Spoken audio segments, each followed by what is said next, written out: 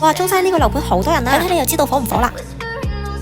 有冇聽過唔使40萬喺香港可能連個首期都俾唔到，但係喺中山108天宇呢一個屋苑就可以買到一套複式啦。事不宜遲，帶你去參觀一下。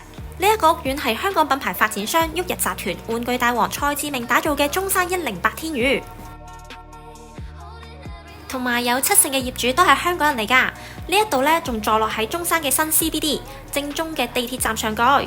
交通方面，30分鐘到廣州珠海，經深中通道40分鐘到深圳，個零鐘就返到屋企。同埋而家全部都係現樓，唔使擔心爛尾。咁佢呢一個精緻嘅小複式真係空間感爆棚啊！重點係總價都唔使40萬，等於香港嘅一個車位。